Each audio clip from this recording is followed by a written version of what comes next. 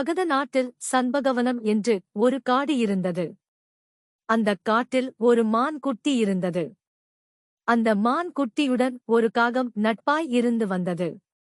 ஒரு நாள் காகம் இரை தேட எங்கோ பறந்து சென்றது.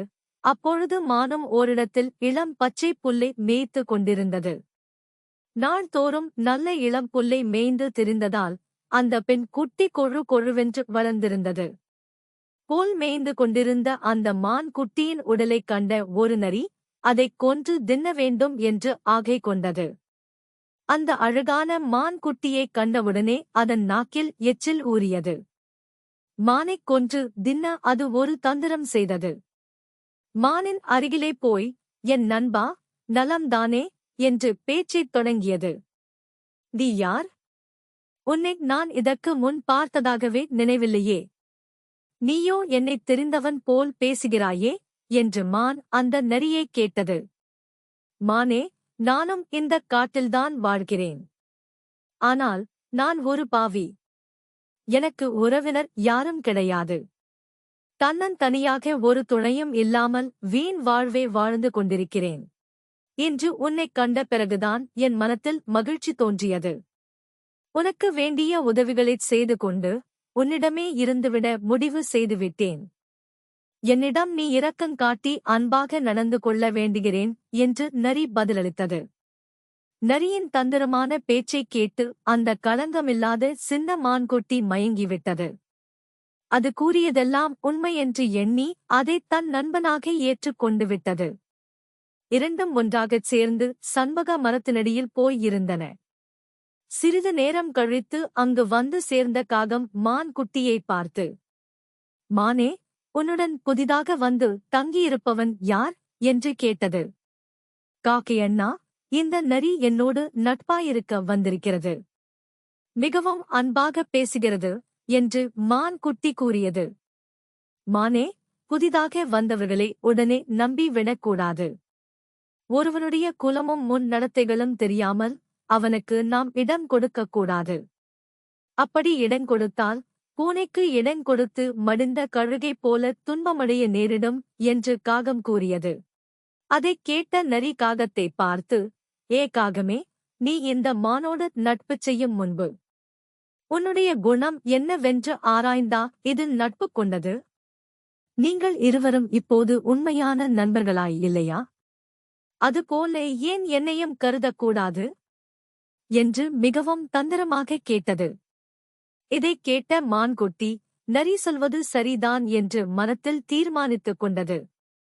அது காக்கையைப் பார்த்து, காக்கையண்ணா, ஒருவனை நாம் புதிதாகப் பார்க்கும்போது அவனிடம் நம்பிக்கையுண்டானால் போதாதா?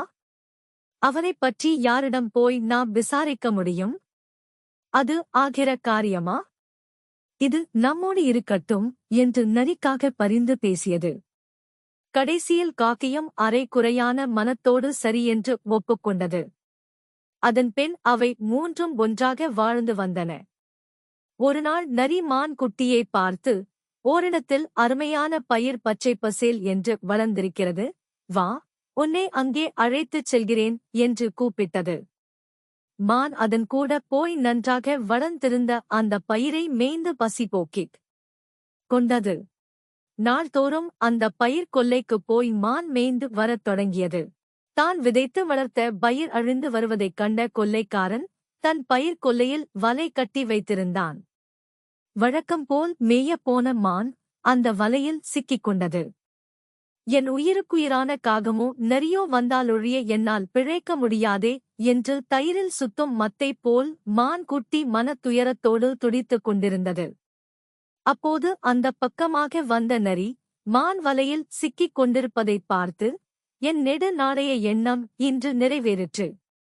இன்று நான் நிச்சயமாக இந்த மானின் எலும்பையும் தசையையும் சுவைத்துத் தின்பேன் என்று மனம் மகிழ்ந்திருந்தது.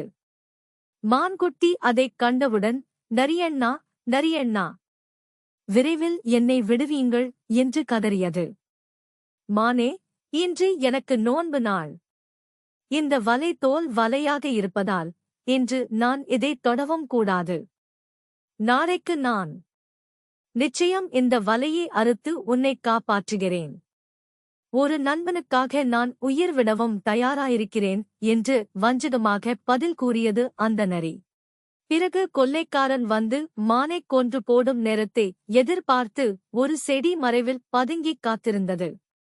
பகலெல்லாம் இரை தேடித் தின்றுவிட்டு இரவு சண்பக மரத்துக்கு வந்த காகம் அங்கு மான் குட்டியை காணாமல் மனங்கலங்கியது.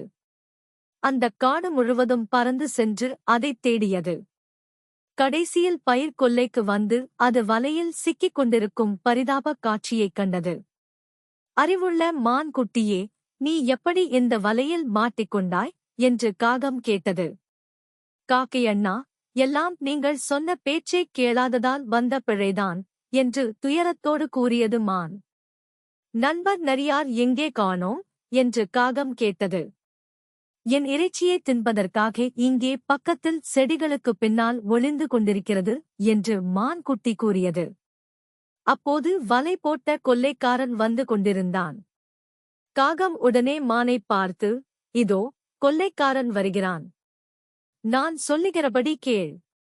செத்துப்போனது போல் படுத்துக்கொள் என்றது.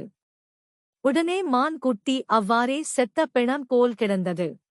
பயிர் கொள்ளைக்காரன் வந்து பார்த்துவிட்டு இந்த மான் செத்துப் போய்விட்டது என்று நினைத்துக் கொண்டு வலையைச் சுருட்டிக் கட்டினான். அவன் வலையைச் சுருட்டிக் கட்டிக் கொண்டிருக்கும்போது, இப்போதே ஓடிவிடு என்று கத்தியது காகம். மான் குட்டியும் சட்டென்று துள்ளிப் பாய்ந்து ஓடியது. என்னையே இந்தச் சின்ன மான்குட்டி ஏமாற்றிவிட்டு ஓடுகிறதே என்று கோபம் கொண்ட கொள்ளைக்காரன் கையில் இருந்த குறுந்தடியை மான் குட்டி ஓடிய திசையில் வீசினான். மான் அதற்குள் சிட்டாய் பறந்துவிட்டது. அவன் வீசிய தடியோ செடி மறைவில் பதுங்கியிருந்த நரியின் மேல் விழுந்து அதைச் சாகடித்து விட்டது. ஒருவன் செய்கின்ற நன்மையும் தீமையும் அதிகமானால் அதன் பலன் உடனடியாக அவனுக்கு கிடைத்துவிடும் என்ற உண்மை இக்கதையினால் நன்கு விளங்குகிறது.